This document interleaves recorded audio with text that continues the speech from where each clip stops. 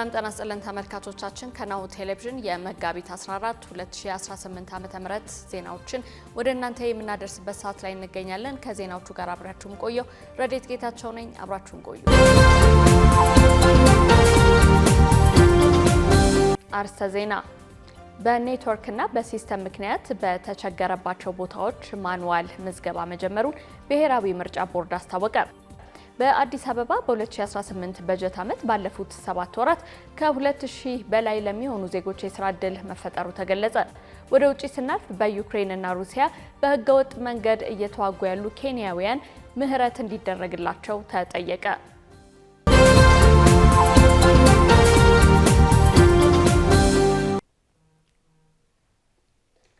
ወደ ቀዳሚ ዜናችን እንለፍ። በኔትወርክና በሲስተም ምክንያት በተቸገረባቸው ቦታዎች ማኑዋል ምዝገባ መጀመሩን ብሔራዊ ምርጫ ቦርድ አስታወቀ። ቦርዱ ለሰባተኛው ጠቅላላ ምርጫ የመራጮች ምዝገባ በዲጂታል መንገድ ጭምር እንዲደረግ ለማከናወን አቅዶ ወደ ስራ የገባ ቢሆንም ከሲስተምና ከኔትወርክ ጋር በተያያዘ ችግር እንደገጠመው ከዚህ ቀደም መግለጹ ይታወሳል። አሁን ላይ ግን በተለያዩ ቦታዎች ወደ ማኑዋል እየቀየረ መሆኑን የቦርዱ ሰብሳቢ ወይዘሮ ሜላት ወርቅ ኃይሉ ተናግረዋል። ተቋሙ ችግሩን ለመፍታት ባለፈው ሳምንት ከኢትዮ ቴሌኮም ጋር አብረው እየሰሩ መሆኑን ተናግረው ይህንን ባለፈው ሳምንት ተነስቶ እንደነበር ተናግረዋል። ቦርዱ ይህን ያስታወቀው የፖለቲካ ፓርቲዎችንና የግል እጩዎችን በድምጽ መስጫ ወረቀት ላይ የእጩዎች አደራዳሪ እጣ አወጣጥ ስነስርዓት መርሃ ግብር ላይ የመክፈቻ ንግግር ባደረጉበት ወቅት ነው። አሁንም ቢሆን ከፍተኛ ችግር እየገጠመን ነው ያሉት ሰብሳቢዋ በጣም አስቸጋሪ የሆኑ ቦታዎች ላይ ወደ ማኑዋል እየቀየርን ነው ሲሉ ተናግረዋል። አሁን ላይ በ46754 የምርጫ ጣቢያዎች ላይ ምዝገባ እየተካሄደ መሆኑን የገለጹት ሰብሳቢዋ እስከ ባለፈው ሳምንት አርብ ድረስ ከ18 ሚሊዮን በላይ መራጮች መመዝገባቸውን ጠቅሰዋል። ቦርዱ መንግስት ለፓርቲዎች የሚውለውን የመጀመሪያውን 30% ድጋፍ መልቀቁ የተገለጸ ሲሆን ቀሪውን ለመልቀቅ በአካታች ላይ ማለትም ከአካል ጉዳተኞች ጋር ያለውን መረጃ ማሟላት እንዳለባቸው ሰብሳቢዋ አሳስበዋል። በተጨማሪም የጸጥታ ችግር ያለባቸው አካባቢዎችና በቢጫ በቀይና በአረንጓዴ የተቀመጡ ቦታዎች ላይ ፓርቲዎች አስተያየት እንዲሰጡ እየተደረገ መሆኑ ተነስቷል። በአዲስ አበባ በ2018 በጀት ዓመት ባለፉት 7 ወራት ከ200 ሺህ በላይ ለሚሆኑ ዜጎች የስራ ዕድል መፈጠሩ ተገለጸ። በአዲስ አበባ ከተማ በ2018 በጀት ዓመት ባለፉት 7 ወራት ለ287 ሺህ ዜጎች ቋሚ የስራ ዕድል መፈጠሩ ተገልጿል። የአዲስ አበባ ከተማ አስተዳደር የስራና ክህሎት ቢሮ በተጠናቀቀው የበጀት ዓመት 7 ወራት ውስጥ ከ287 ሺህ በላይ ለሚሆኑ ዜጎች ቋሚ የስራ ዕድል መፈጠሩን ይፋ አድርጓል። የቢሮው ምክትል ኃላፊና የስራ ስምሪትና ምግብ ዋስትና ዘርፍ ኃላፊ አቶ አስፋው ለገሰ እንደገለጹት ቢሮ በተጠቀሰው ጊዜ ውስጥ ከ352 ሺህ በላይ ለሚሆኑ ወጣቶች የተለያዩ ስልጠናዎችን ሰጥቷል። እንደ ምክትል ኃላፊው ማብራሪያ ከእነዚህ ሰልጣኞች መካከል 287 ሺህ የሚሆኑት ቋሚ የስራ ዕድል ተጠቃሚ መሆን መቻሉ ሲሆን ከ14 ሺህ በላይ አዳዲስ ኢንተርፕራይዞችንም ማደራጀት ተችሏል። ከተፈጠረው የስራ ዕድል ውስጥ 52 በመቶ የሚሆኑት ወጣቶች በኢንተርፕራይዝ ተደራጅተው ወደ ስራ እንደሚሰማሩ ሲደረግ ቀሪዎቹ 48 በመቶ የሚሆኑት ደግሞ በቅጥር እንዲሰማሩ መደረጉ ተመላክቷል። ቢሮ የስራ ዕድል ፈጠራ ሂደቱን ፍትሐዊና ተደራሽ ለማድረግ ስራ ፈላጊዎችን በዘመናዊ የመረጃ ስርዓት በመመዝገብ ላይ መሆኑን የጠቀሱት አቶ አስፋው ለእያንዳንዱ ግለሰብ ልዩ የስራ መለያ ቁጥር በመስጠት አሰራሩን በቴክኖሎጂ እየመራ መሆኑን መግለጻቸውን ኢፒድ ዘግቧል። ለበጎ አድራጎት ስራ የሚውል የህንጻ ግንባታ ገቢ ማሰባሰቢያ የእግር ጉዞ ንቅናቄ በመጪው መጋቢት 20 ቀን ሊካሄድ ነው። ላለፉት 19 ዓመታት በሀገሪቱ የተለያዩ አካባቢዎች የበጎ አድራጎት ስራዎችን ሲሰራ የቆየው ትኩረት ለሴቶችና ህጻናት ማህበር ባለ 6 ወለል የህንጻ ግንባታ መጀመሩን አስታውቋል። ማህበረሰቡ የጀመረው ይህ የህንጻ ግንባታ ተቋሙ ላለፉት ዓመታት ሲያከናውን የቆየውን የበጎ አድራጎት ተግባር ለማሳደግና በዘላቂነት እናቶችን ለመደገፍ ያለመ መሆኑን የማህበሩ መስራች ስራ አስፈጻሚ ሲስተር አሳየች ይርጋ ገልጸዋል። ማህበሩ በአሁኑ ወቅት 364 ለሚደርሱ የማህበረሰብ ክፍሎች የበጎ አድራጎት ስራዎችን በማከናወን ላይ ይገኛል።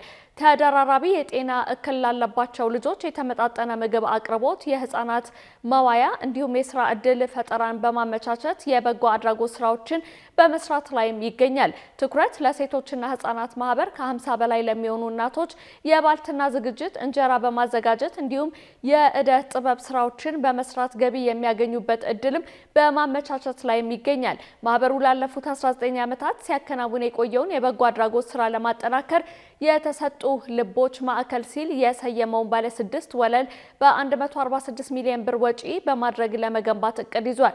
ይህ ግንባታ ሲጠናቀቅ የማሰልጠኛ ማዕከል፣ ክሊኒክ እንዲሁም መመገቢያ ቦታዎችን ጨምሮ ተቋሙ የሚሰጠውን የበጎ አድራጎት ተግባር ለማሳለጥ የሚያስችሉ ምቹ ሁኔታዎችን እንደሚፈጥር ታምኖበታል። ለዚህ ህንፃ ግንባታ ገቢን ለመሰብሰብ እንዲሁም ማህበራዊ ግንዛቤን ለመፍጠር የታሰበ የእግር ጉዞ በመጪው መጋቢት 20 ቀን 2018 ዓ.ም እንደሚካሄድ ሲስተር አሳየች ይርጋ ገልጸዋል። በሀገሪቱ የሚገኙ የተለያዩ ተቋማት እንዲሁም ግለሰቦች ይህንን ተቋማት ሰብአዊነትን በማስቀደም ማንኛውንም አይነት ሙያዊ የአይን እንዲሁም የገንዘብ ድጋፎችን በማድረግ እንዲያግዙም ሲስተር አሳየች ይርጋ ጥሪ አቅርበዋል። ዘገባው የባልደረባችን ማርቆስ ጎዴቦ ነው። ኦኬ በረኪና የጥራት ችግር እንዳለበት የንግድና ቀጠናዊ ትስስር ሚኒስቴር አስታወቀ።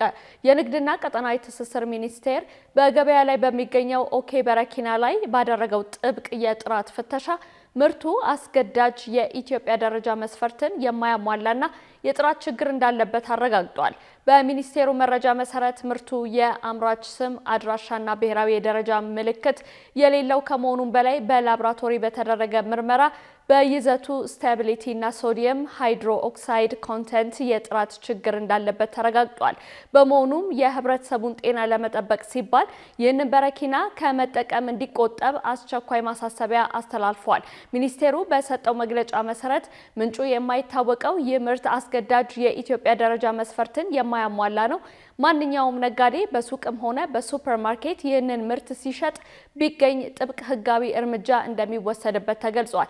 የክልልና የከተማ አስተዳደር የንግድ ቢሮዎችም ምርቱ ከገበያ እንዲወጣና ቁጥጥሩ እንዲጠናከር መመሪያ ተሰጥቷል። የንግዱና ቀጠናዊ ትስስር ሚኒስቴር የህብረተሰቡን ደህንነትና ጥቅም ለማስጠበቅ የጥራት ቁጥጥር ስራውን አጠናክሮ እንደሚቀጥል አስታውቋል። ሸማቾችም መሰል ጥራት የጎደላቸውና መረጃቸው ያልተሟላ ምርቶችን ሲመለከቱ ለሚመለከተው አካል ጥቆማ እንዲያደርጉ ተመክሯል። ካሽጎ በየትኛውም ዓለም ሆነው በማንኛውም ሰዓት ለወገኑ የሚደርሱበት ፈጣን የገንዘብ መላኪያ ተከፈተሎ። ማስተርና ቪዛ ካርዶን በመጠቀም ከ5 እስከ 20 ዶላር የሚልኩበት አዲስ የገንዘብ መላኪያ መንገድ። ካሽጎን ለየት የሚያደርገው የትኛውም የገንዘብ ዝውውር በፍጥነት አገልግሎት ከመስጠቱም ባሻገር ለማንኛውም አገልግሎት ምንም አይነት ክፍያ አለመጠየቁ ነው። በሀገራችን ታሪክ ገንዘብን ከውጪ ወደ ሀገር ቤት በማስተላለፍ በመተግበሪያ መልክ አገልግሎት መስጠት የጀመረው የመጀመሪያው ሀገር በቀል የገንዘብ መላኪያ ዘዴ ካሽጎ ከ4500 በላይ ባሉ የባንክ ቅርንጫፎች አገልግሎት እየሰጠ ይገኛል። ገንዘቦን በሰኮንዶች ልዩነት ውስጥ ይፈልጉ በአካውንቶ ወይንም በእጆ ቆጥረው የሚወስዱበት ልዩ ዘዴ። በቅርቡ ሁሉንም ኢትዮጵያዊ ባለቤት ለማድረግ ጉዞ የጀመረው ካሽጎ ዛሬውኑ መተግበሪያውን በስልኮ ላይ በመጫን የአገልግሎቱ ተጠቃሚ ሆኑ።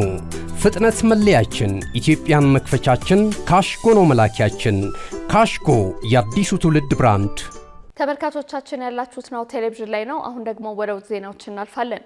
የነዳጅ ገበያ ዋጋ መጨመር የአፍሪካ አየር መንገዶችን ክፉኛ እየጎዳ መሆኑ ተገለጸ።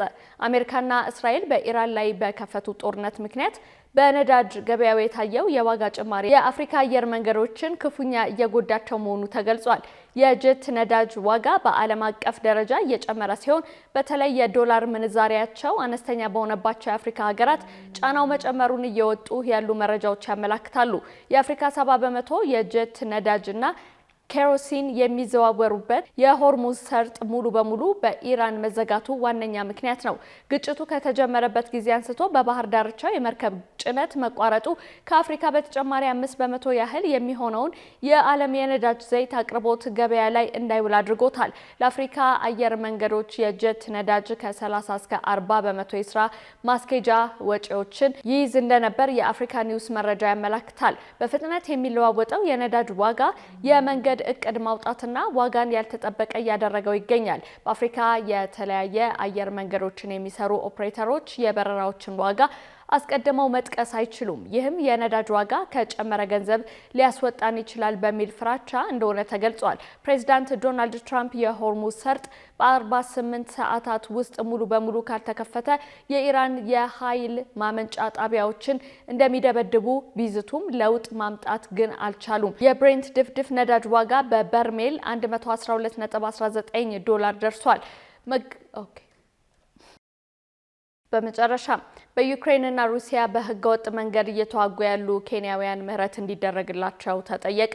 ከዩክሬን ጋር በሚደረገው ጦርነት ለሩሲያ ለመዋጋት የተመዘገቡ ኬንያውያን ወደ አገራቸው ሲመለሱ ምህረት እንዲደረግላቸው የኬንያው የውጭ ጉዳይ ሚኒስትር ጠየቁ። የማስታወቂያ የኬንያው የውጭ ጉዳይ ሚኒስትር ሙሳሊያ ሙዳቫዲ ጉዳዩን ለመቅረፍ በቅርቡ ወደ ሞስኮ ያደረጉት ጉብኝትና ተጨማሪ ኬንያውያን ለጦርነት እንዳይቀጠሩ ስምምነት ላይ ከደረሱ በኋላ ነው። በኬንያ ህግ የሀገሪቱ ዜጎች ለውጭ ጦር ሰራዊት መመልመል ህገወጥ ተግባር ሲሆን ይህ ወንጀል እስከ 10 ዓመት የሚደርስ እስራት ያስቀጣል መባሉን ቢቢሲ ዘግቧል። እንደ የውጭ ጉዳይ ሚኒስቴር መረጃ ከሆነ 252 ኬንያውያን በህገወጥ መንገድ በግንባር ቀደምነት ተመልምለው ለሩሲያ እንዲዋጉ ተደርጓል ተብሏል። ይህ ምልመላ ከ6 ወራት በፊት የጀመረውና ከሌሎች የአፍሪካ ሀገራት ምልምሎች ጋር የተያያዘ መሆኑን ዘገባው አክሏል። አንዳንድ ኬንያውያን ጥሩ ደሞዝ የሚከፈላቸው የሲቪል ስራዎችን እንደሚሰሩ ቃል በመግባት ለሩሲያ እንዲዋጉ መደረጋቸው ተገልጿል።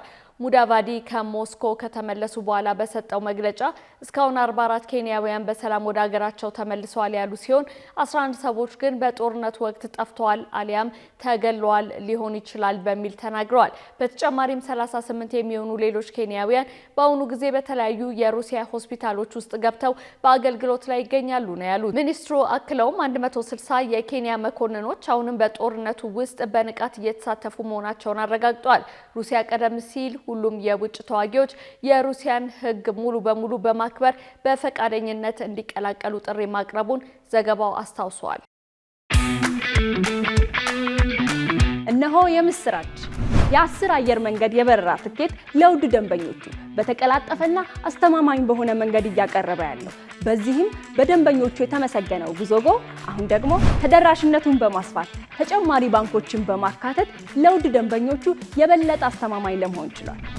የጉዞጎን አፕሊኬሽን ከአፕ ስቶር ወይም ከፕላይ ስቶር በማውረድ የመነሻና የመድረሻ ከተማዎትን መርጠው ዋጋ አወዳድረው የሀገር ውስጥም ሆነ ዓለም አቀፍ በረራ ማድረግ ካሰቡ የበረራ ትኬቶን ክፍያ በአቅራቢያው በሚገኙ ባንኮች አንድም በአካል በመሄድ ወይም በኦንላይን የክፍያ አማራጮች ክፍያዎትን በመፈጸም የበረራ ትኬቶን በእጅ ያስገቡ።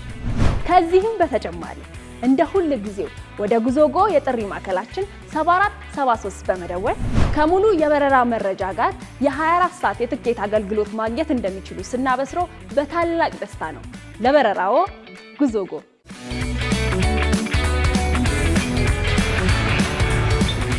ተመልካቾቻችን ዜናዎቻችን እነዚህን ይመስሉ ነበር። ከዜናዎቹ ጋር አብሬያችሁ የቆየሁት ረዴት ጌታቸው ነኝ። ጤና ይስጥልኝ።